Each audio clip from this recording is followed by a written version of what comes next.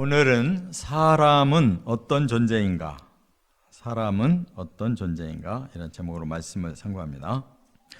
이제 오늘 이 13장의 1절부터 17절까지는 예수님께서 의도적으로 한 가지 주제를 말씀하고 있는데 인간론을 말씀하고 있어요. 인간이 과연 누구냐? 이것을 이제 예수님의 시각에서 확실하게 보여주시는 건데, 어떤 시대든지 이제 그 사람들이 생각지 못한 사건들이 많이 일어나죠. 오늘 본문에도 갈릴리 사람들이 갑자기 로마 군인들한테 사살을 당했다. 그래서 제자들이 깜짝 놀라서 그 소식을 예수님한테 전해드렸어요. 또 하나의 사건은 이제 실로암이라고 하는 그 예루살렘에 실로암이라는 곳이 있는데, 그곳에 이제 망대가 갑자기 무너져가지고 18사람이나 압사돼서 죽었다. 이거는 이제 사고사죠. 이러한 사건 속에서 이제 제자들은 깜짝 놀래기만 했지만, 예수님은 이제 거기서 인간의 이러한 죽음이 어떻게 해서 이루어지는지 하는 그 깊은 영적인 원리를 말씀하는 거예요. 그러니까 우리 사람들은 그냥 깜짝 놀라기만 합니다. 왜 이런 사건들이 막 일어나냐? 그런데 예수님은 거기서 분명한 해석을 하고 계셔요. 그래서 우리가 오늘 본문에서 이제 세 가지 그 인간론의 그 핵심을 살펴봅니다. 첫째, 1절부터 5절까지는 죄로 인해 멸망당할 존재다. 예수님이 딱 정의하는 인간은 죄인이라는 거예요. 이 죄인은 망할 수밖에 없는 존재다. 그거예요. 그렇다면 이제 제자들은 그것을 이미 어느 정도는 느끼고 있었어요.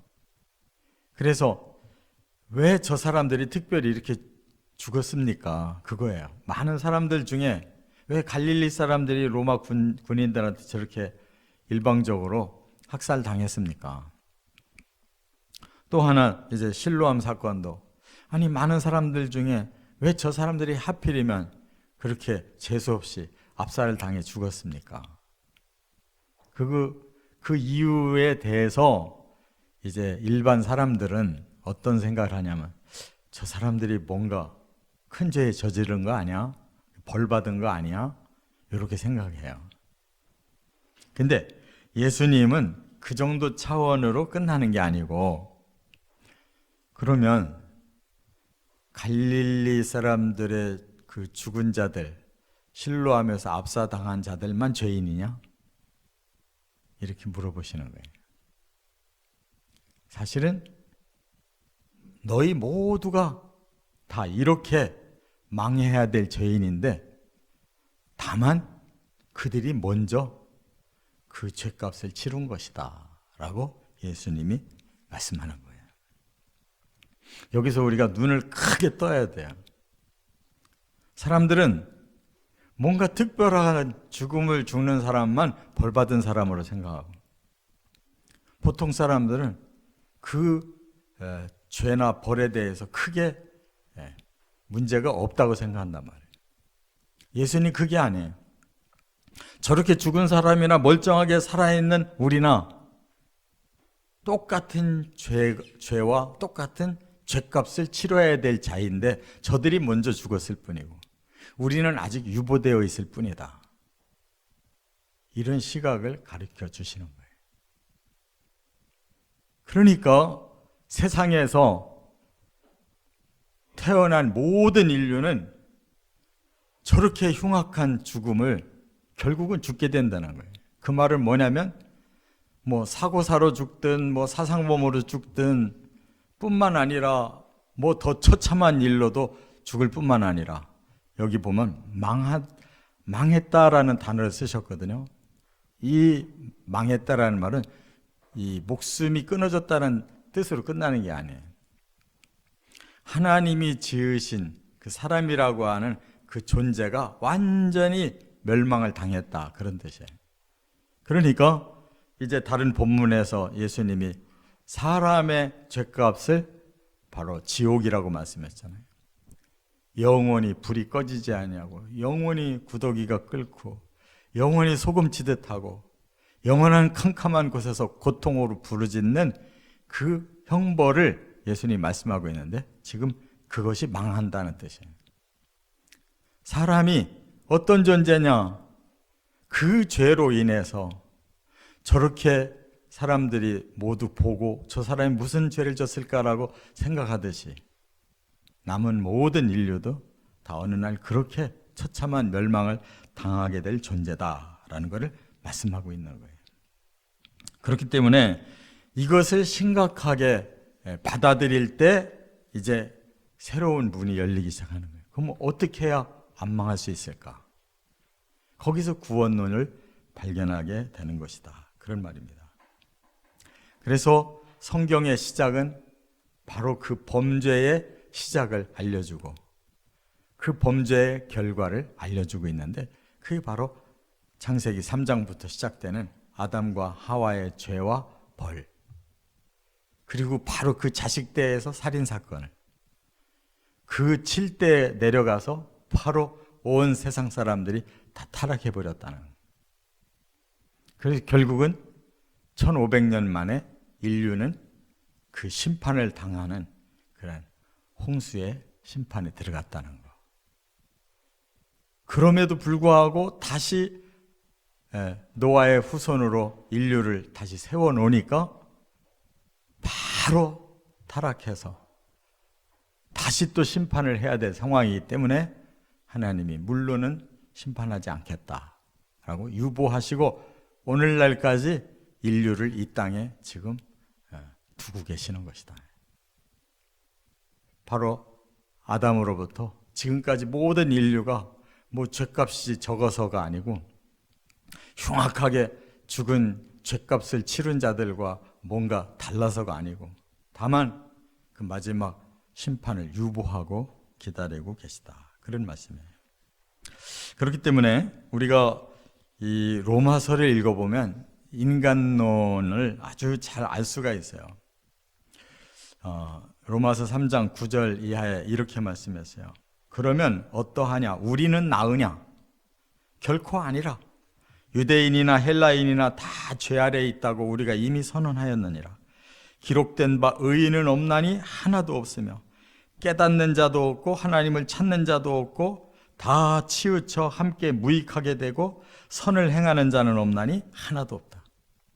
의인도 하나도 없고 선한 자도 하나도 없고 거룩한 자도 하나도 없고, 모든 인류는 바로 그 죄로 인해 멸망당할 운명에 처해 있다라고 로마서는 우리 인간론, 바로 죄인이라는 것을 이렇게 말씀하고 있어요. 두 번째, 그 다음 예수님이 뭘 말씀하고 싶으냐? 해결 방법을 말씀하고 싶은 거예요. 6절부터 9절에 회개의 기회가 주어진 존재다. 그러니까 그대로 그냥 죄값을 치르고 영원히 망한다라고만 선포하면 그는 예수님으로서는 그렇게 말하고 끝나면 안 되는 거예요. 왜 오셨냐면 바로 그런 멸망할 인류를 구원하러 오셨기 때문에. 그럼 어떻게 하면 해결이 될 수 있느냐라는 것을 이제 밝히려고 예수님이 두 번째 메시지를 주신 건데, 그게 바로 회개의 기회가 주어져 있다, 그런 뜻이에요. 그래서 이제 본문에 여기 3절에도 그랬고 5절에도 그랬고 뭐라고 그랬어요? 3절에 너희에게 이르노니 아니라 너희도 만일 회개하지 아니하면 다 이와 같이 망하리라. 현재 우리는 유보돼서 이렇게 멀쩡한 것처럼 살아 있어도 만약에 회개하지 않는다면 너희들에게도 이와 같은 멸망은 반드시 온다. 5절에도 똑같이 말씀하고 있는 거예요. 갈릴리 사람들의 피살당함이나 실로암에 압사당해서 죽음이나 똑같이 그들의 죄값의 일부인 것처럼 너희들도 앞으로 회개하지 않고 이 죄를 그대로 가져간다면 죄값을 반드시 치르고 영원한 멸망까지 들어간다. 이렇게 말씀한 거예요. 그러면서 6절부터 9절에 비유를 하나 말씀했어요. 어떤 비유냐? 한 사람이 포도원을 가꾸는데 거기에다가 무화과 나무를 심었다는 거예요. 그리고 때를 기다렸는데 열매가 맺어야 될 때가 됐는데 안 맺으니까 3년 동안이나 계속 유보하고 기다려봤다는 거예요. 3년을 참았는데도 계속 열매를 안 맺으니까 주인이 결단을 내린 거예요. 이거 다 잘라버려라. 더 이상 기대할 수가 없다는 거예요. 그때 포도원을 직접 가꾸고 있는 그 지기가 주인님 1년만 더 참아주세요. 혹시 이 나무가 거름이 좀 부족했는데 내가 그 거름을 주지를 못해서 열매를 못 맺었다면은 저 나무한테 참 불쌍하지 않습니까? 거름을 1년 동안 잘 줘서 한 번 더 기회만 주시면 내년에 열매를 맺으면 되지 않겠습니까? 하고 더 유보해달라고 한 번만 더 시간을 주십시오 라고 말했다 그 말이에요. 그러면 여기서 말하는 이 무화과의 열매는 뭐를 말하겠느냐? 하나님이 우리 사람을 지금까지 유보하고 기다려줬는데 어떤 열매를 원하고 기다리고 계시느냐 그거예요. 그럼 바로 우리 사람이 죄인이라는 거, 그리고 이 죄를 해결하지 못하면 죄값을 영원히 받아야 된다는 거, 이거를 깨닫고 바로 회개하면 사람은 그 죄로부터 해방되고 그 멸망으로부터 구원받을 수 있다라는 것을 예수님이 말씀하려고 하는 거예요. 그래서 지금 이 시간이 기회다. 저 먼저 죽은 사람들을 보고 나는 아직 안 죽은 것은 내게 회개하고 이 죄를 해결할 기회가 지금 하나님께로부터 주어진 것이구나라고 깨달아야 된다는 거예요. 나는 죄가 없어서 살아있고 저놈들만 죄 때문에 죽었구나. 남을 판단하고 정죄하기 전에 나도 저 사람들과 다를 게 없는 죄인인데 나도 언젠가는 저렇게 죽을 수밖에 없는데 그러면 내가 이렇게 아직 기회가 주어졌을 때 어떻게 해야 될 것인가? 바로 내 죄를 하나님 앞에 고백하면 바로 하나님이 거기서 작업을 하시려고 하신다. 그런 뜻이에요. 그렇기 때문에 우리의 삶이 결국 이 땅에 태어나서 죽을 때까지 우리들이 해야 될 일, 열매는 하나밖에 없는 거예요. 예수님께서 공생애를 출발하면서 회개해라, 천국이 가까웠느니라. 회개는 우리의 죄를 씻는 방법이고 하나님의 목적은 우리를 천국의 백성 삼겠다는 거예요. 그걸 예수님이 선포하러 오신 거예요. 그 말씀은 결국 하나님께서는 사람을 죄를 졌다고 해서 버리지 않고 저주를 받았다고 영원히 멸망시키지 않는다. 계속 기회를 주셔서 인류를 충만하게 일으켜서 그들의 죄를 다 씻고 하나님이 다시 구원할 계획을 세워놓으셨다 그 말이에요. 그렇기 때문에 우리는 한 번만 더 기회를 주십시오 하는 이 포도원 지기의 심정으로 사람들에게 바로 그 복음을 전하는 것이다. 하나님 조금만 더 기다려주세요.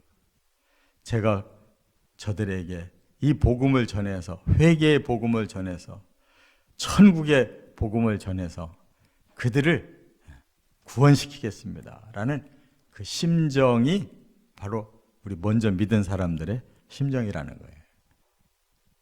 그래서 전도하라는 거고, 그래서 이 기회가 지나가기 전에 이 기회를 선용해야 된다는 거예요.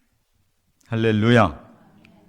그래서 마태복음 3장 8절에도 세례 요한이 먼저 나와서 한 말이 뭐예요?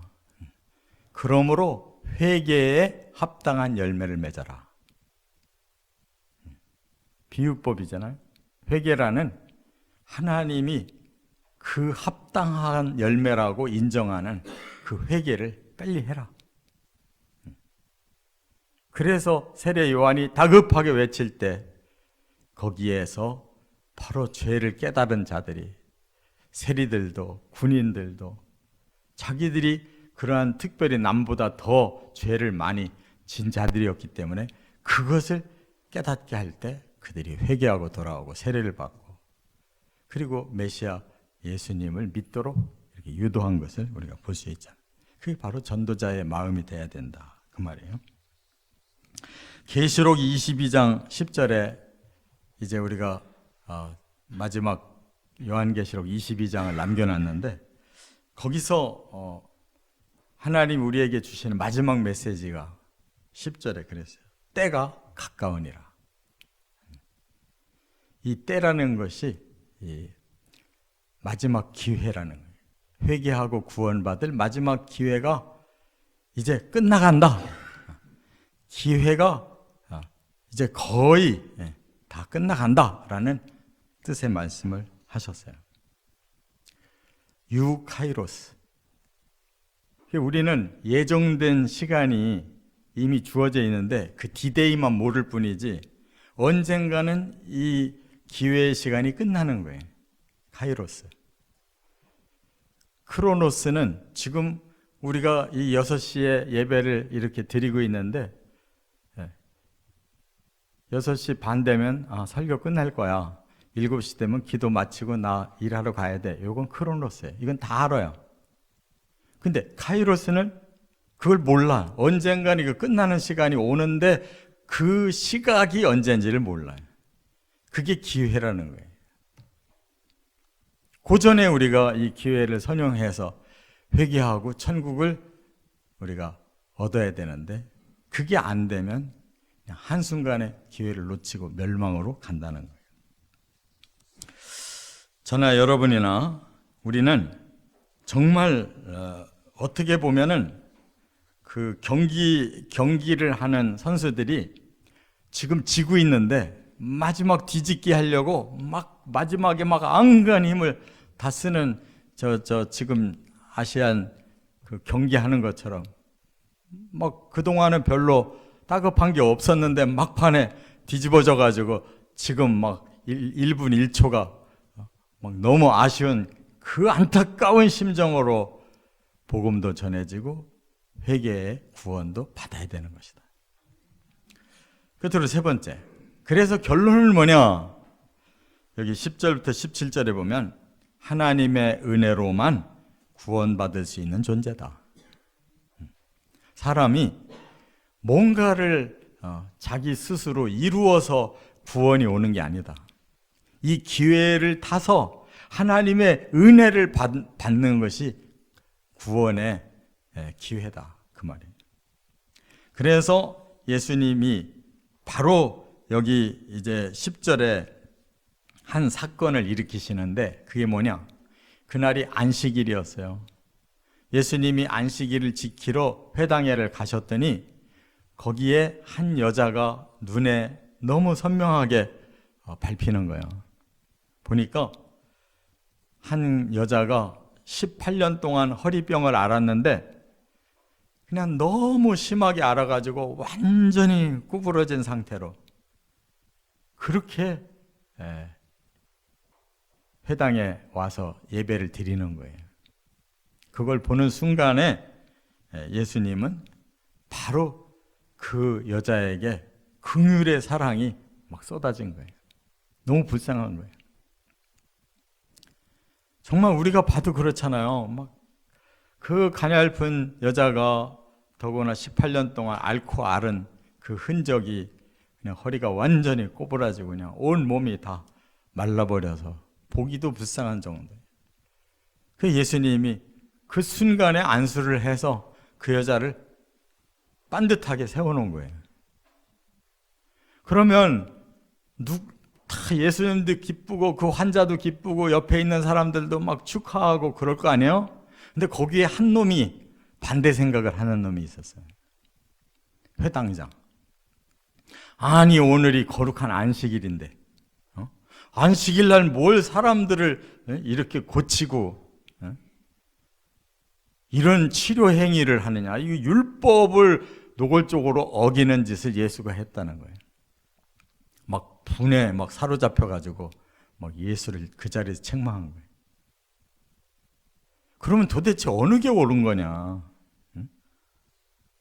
안식이라는 게 뭐예요? 사람에게 참된 평안과 자유와 기쁨과 하나님의 은혜를 받고 하나님께 영광 돌리고 서로 선한 마음으로 사람들을 서로 사랑하고 위로하고 교제하는 게 안식 아니에요. 근데 이 회당장의 안식은 그런 게 아니에요. 하나님이 정해놓으신 율법 예식을 100% 철저하게 지키는 게 안식이에요. 그러니까 숨막히는 안식을 지금 회당장은 원하는 거예요. 그만큼 타이트하게 안식일의 예식을 다 정해놓고 그대로만 순종하는 숨막히는 안식을 지금 해야 된다는 거예요. 예수님은 그거 아니다. 바로 하나님께서 이렇게 안식을 주신 이유가 뭐냐? 바로 하나님이 아브라함의 딸을 고쳐서 이렇게 병에서 벗어나고 사람들에게 기쁨과 하나님께 영광 돌리는 이 일을 주는 것이 안식이다라고 지금 말씀하고 있는 거예요. 너희들이 너희 집의 소와 또 너희 집의 양들을 안식일 날 물 안 주냐? 규정에 의하면 물도 먹으면 안 되는데, 그러나 너희들은 너희 그 귀한 그 짐승들은 다 데리고 나가서 물 먹이고 들어오고 다 하지 않냐? 이 여인이 진정으로 안식을 해야 될 이 갈급한 이 사람을 지금 고쳐서 그 사람을 이렇게 자유롭게 해야지 되지 않겠냐?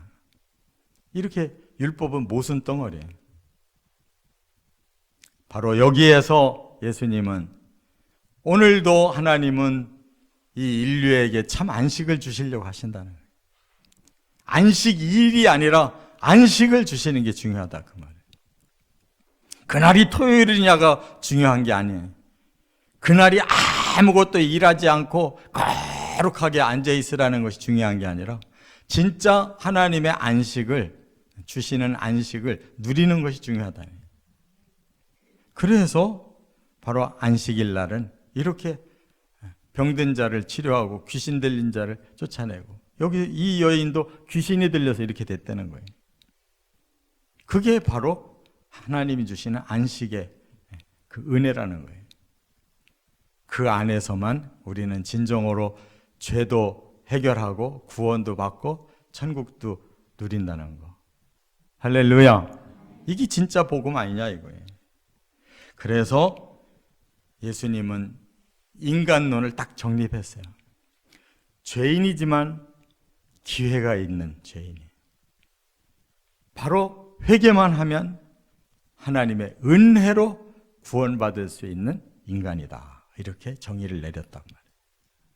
이거 굉장히 깊은 말씀이거든요. 우리가 사람을 이런 세 가지 관점에서 봐야 된단 말이에요. 현재의 죄인이라는 것을 우리가 깨달아야 되고, 그러나 회개하면 구원받을 수 있는 기회가 있다고 하는 이 절박함을 느끼고, 어서 빨리 우리의 죄를 다 하나님 앞에 고백하고 하나님의 은혜로 바로 멸망이 아니라 천국이라는 이 구원을 받아야 된단 말이에요. 이것처럼 기쁜 메시지가 어디 있어요? 그래서 저와 여러분이 먼저 이렇게 구원받았잖아요. 또 이 기쁘고 우리가 갈 날이 얼마 안 남았는데 갈 사람들이 나만 이러고 기쁘다 가겠냐고. 이 진리를 조금만 더 전해줘도 더 많은 사람들이 가졌냐면, 그 천국에 함께 들어와서 그 기쁨을 누리면 얼마나 좋겠냐. 이 조잡스럽게 자기중심적인 이런 회당장 같은 생각으로 신앙생활 하지 말고 좀 더 후리하게, 더 마음을 넓혀서 진정으로 사람들에게 복음을 좀 나눠서 그들에게 지금은 그것이 표가 나지 않을지 몰라도 우리가 드디어 죽은 후에 예수님 오셔서 부활한 후에 우리가 예수님의 그 손을 잡고 천국에 들어가는 날에 이 모든 것이 다 드러날 거 아니냐 이거예요. 바로 거기에 초점을 맞추고 우리 사람들을 끌고 가는 저와 여러분 되시기를 주의 이름으로 축원합니다.